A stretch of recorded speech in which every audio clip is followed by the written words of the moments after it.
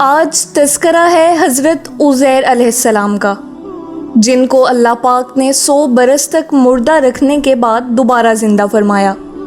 یہ واقعہ کب، کہاں اور کیسے پیش آیا، اور آپ کے گدھے کے ساتھ کیا ماجرا ہوا، اور آپ علیہ السلام کو اللہ پاک کا بیٹا کیوں کہا گیا، ان تمام سوالات کے جوابات جاننے کے لیے آئیے اس واقعے کو تفصیل سے سماعت فرماتے ہیں۔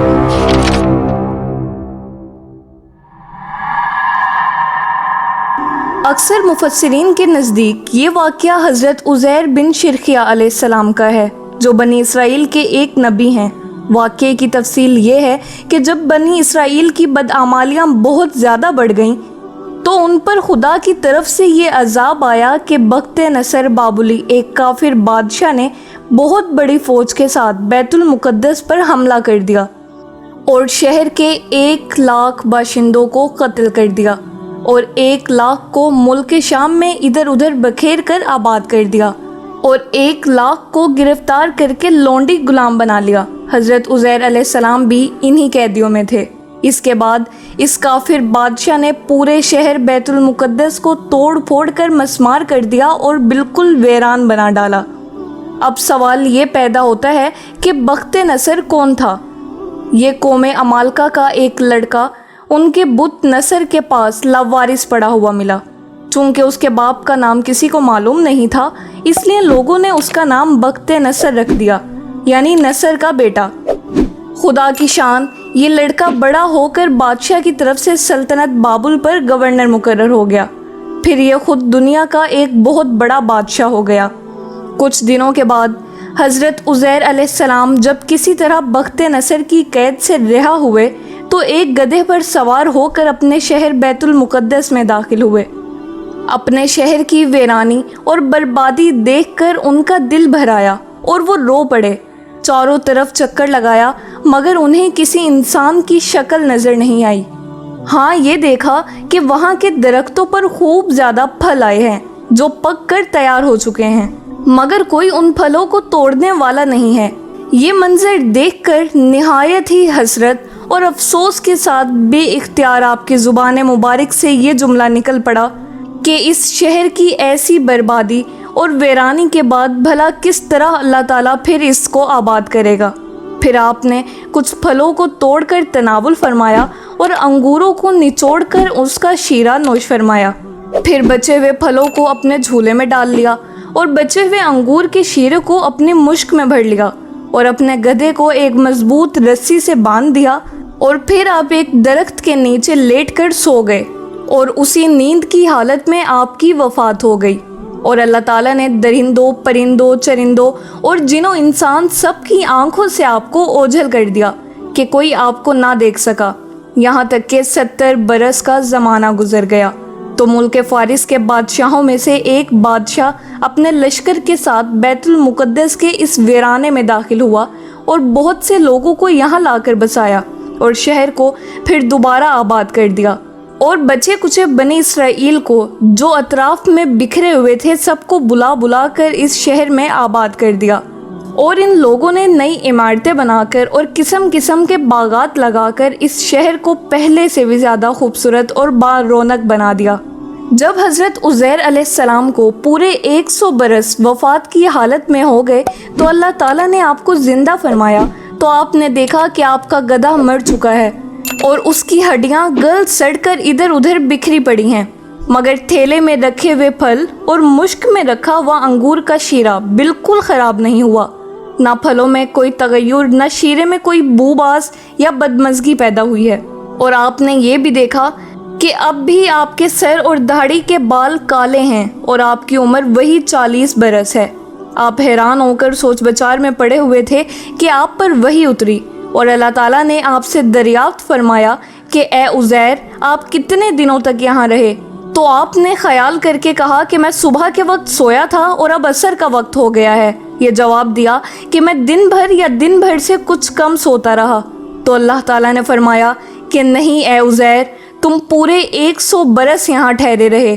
اب تم ہماری قدرت کا نظارہ کرنے کے لیے ذرا اپنے گدھے کو دیکھو، کہ اس کی ہڈیاں گل سڑ کر بکھر چکی ہیں، اور اپنے کھانے پینے کی چیزوں پر نظر ڈالو کہ ان میں کوئی خرابی اور بگاڑ نہیں پیدا ہوا۔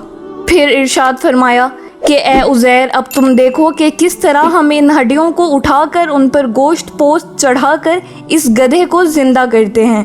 چنانچہ حضرت عزیر علیہ السلام نے دیکھا کہ اچانک بکھری ہوئی ہڈیوں میں حرکت پیدا ہوئی اور ایک دم تمام ہڈیاں جمع ہو کر اپنے اپنے جوڑ سے مل کر گدھے کا ڈھانچہ بن گئے، اور لمحہ بھر میں اس ڈھانچے پر گوشت پوست بھی چڑھ گیا اور گدھا زندہ ہو کر اپنی بولی بولنے لگا۔ یہ دیکھ کر حضرت عزیر علیہ السلام نے بلند آواز سے یہ کہا، عالم ان اللہ علی کل شیء قدیر۔ ترجمہ کنز الایمان، میں خوب جانتا ہوں کہ اللہ سب کچھ کر سکتا ہے۔ اس کے بعد حضرت عزیر علیہ السلام شہر کا دورہ فرماتے ہوئے اس جگہ پر پہنچ گئے جہاں 100 برس پہلے آپ کا مکان تھا، تو نہ کسی نے آپ کو پہچانا اور نہ آپ نے کسی کو پہچانا۔ ہاں، البتہ یہ دیکھا کہ ایک بہت بوڑھی اور اپاہج عورت مکان کے پاس بیٹھی ہے، جس نے اپنے بچپن میں حضرت عزیر علیہ السلام کو دیکھا تھا۔ آپ نے اس سے پوچھا کہ کیا یہی عزیر کا مکان ہے؟ تو اس نے جواب دیا کہ جی ہاں۔ پھر بڑھیا نے کہا کہ عزیر کا کیا ذکر ہے، ان کو تو 100 برس ہو گئے کہ وہ بالکل ہی لاپتہ ہو چکے ہیں۔ یہ کہہ کر بڑھیا رونے لگی، تو آپ نے فرمایا کہ اے بڑھیا، میں ہی عزیر ہوں۔ تو بڑھیا نے کہا، آپ کیسے عزیر ہو سکتے ہیں؟ آپ نے فرمایا، اے بڑھیا، مجھ کو اللہ تعالیٰ نے 100 برس مردہ رکھا، پھر مجھ کو زندہ فرما دیا اور میں اپنے گھر آ گیا ہوں۔ تو بڑھیا نے کہا کہ حضرت عزیر علیہ السلام تو ایسے باکمال تھے کہ ان کی ہر دعا مقبول ہوتی تھی۔ اگر آپ واقعی حضرت عزیر علیہ السلام ہیں تو میرے لیے دعا کر دیجئے کہ میری آنکھوں میں روشنی آ جائے اور میرا فالج اچھا ہو جائے۔ حضرت عزیر علیہ السلام نے دعا کر دی تو بڑھیا کی آنکھیں ٹھیک ہو گئیں اور اس کا فالج بھی اچھا ہو گیا۔ پھر اس نے غور سے آپ کو دیکھا تو پہچان لیا اور بول اٹھی کہ میں شہادت دیتی ہوں کہ آپ یقیناً حضرت عزیر علیہ السلام ہی ہیں۔ پھر وہ بڑھیا آپ کو لے کر بنی اسرائیل کے محلے میں گئی، اور اتفاق سے وہ سب لوگ ایک مجلس میں ہی جمع تھے، اور اسی مجلس میں آپ کا لڑکا بھی موجود تھا جو 118 برس کا ہو چکا تھا، اور آپ کے چند پوتے بھی تھے جو سب کے سب بوڑھے ہو چکے تھے۔ بڑھیا نے مجلس میں شہادت دی اور اعلان کیا کہ اے لوگو، بلا شبہ یہ حضرت عزیر علیہ السلام ہی ہیں، مگر کسی نے بڑھیا کی بات کو صحیح نہیں مانا۔ اتنے میں ان کے لڑکے نے کہا کہ میرے باپ کے دونوں کندھوں کے درمیان ایک کالے رنگ کا مسا تھا جو چاند کی شکل کا تھا۔ چنانچہ آپ نے اپنا کرتا اتار کر دکھایا تو وہ مسا موجود تھا۔ پھر لوگوں نے کہا کہ حضرت عزیر علیہ السلام کو تو توریت زبانی یاد تھی، اگر آپ عزیر ہیں تو زبانی توریت پڑھ کر سنائیے۔ آپ نے بغیر کسی جھجک کے فوراً پوری توریت پڑھ کر سنا دی، مگر بخت نصر بادشاہ نے بیت المقدس کو تباہ کرتے وقت 40,000 توریت کے عالموں کو چن چن کر قتل کر دیا تھا، اور توریت کی کوئی جلد بھی اس نے زمین پر باقی نہیں چھوڑی تھی۔ اب یہ سوال پیدا ہوا کہ حضرت عزیر نے توریت صحیح پڑھی ہے یا نہیں؟ تو ایک آدمی نے کہا کہ میں نے اپنے باپ سے سنا ہے کہ جس دن ہم لوگوں کو بخت نصر نے گرفتار کیا تھا، اس دن ایک ویرانے میں ایک انگور کی بیل کی جڑ میں توریت کی ایک جلد دفن کر دی گئی تھی۔ اگر تم لوگ میرے دادا کے انگور کی جگہ کی نشاندہی کر دو تو میں توریت کی ایک جلد برآمد کروں گا۔ اس وقت یہ پتہ چل جائے گا کہ حضرت عزیر نے جو توریت پڑھی ہے وہ صحیح ہے یا نہیں۔ چنانچہ لوگوں نے تلاش کر کے اور زمین کھود کر توریت کی جلد نکال لی، تو وہ حرف بحرف حضرت عزیر علیہ السلام کی زبانی یاد کی ہوئی توریت کے مطابق تھی۔ یہ عجیب و غریب اور حیرت انگیز ماجرا دیکھ کر سب لوگوں نے یک زبان ہو کر یہ کہنا شروع کر دیا کہ بے شک حضرت عزیر یہی ہیں، اور یقیناً یہ خدا کے بیٹے ہیں۔ چنانچہ اس دن سے یہ غلط اور مشرکانہ عقیدہ یہودیوں میں پھیل گیا کہ معاذ اللہ حضرت عزیر علیہ السلام خدا کے بیٹے ہیں۔ چنانچہ آج تک دنیا بھر کے یہودی اس باطل عقیدے پر جمے ہوئے ہیں کہ حضرت عزیر علیہ السلام خدا کے بیٹے ہیں، معاذ اللہ۔ اللہ تعالیٰ نے اس واقعے کو قرآن مجید کی سورہ بقرہ میں آیت نمبر 209 میں تفصیلاً بیان فرمایا ہے، اور ان آیتوں میں صاف صاف موجود ہے کہ ایک ہی جگہ پر ایک ہی آب و ہوا میں حضرت عزیر علیہ السلام کا گدھا تو مر کر گل سڑ گیا اور اس کی ہڈیاں ریزہ ریزہ ہو کر بکھر گئیں، مگر پھلوں اور انگور کے شیرے اور خود حضرت عزیر علیہ السلام کی ذات میں کسی قسم کا کوئی تغیر نہیں ہوا۔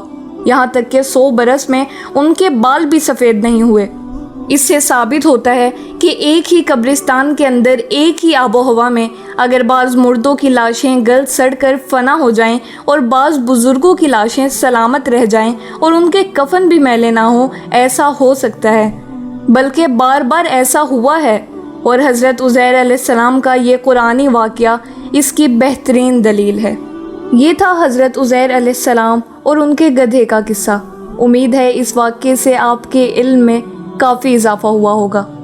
دعا ہے کہ اللہ پاک آپ کے اور میرے علم اور عمل میں مزید اضافہ فرمائے، آمین۔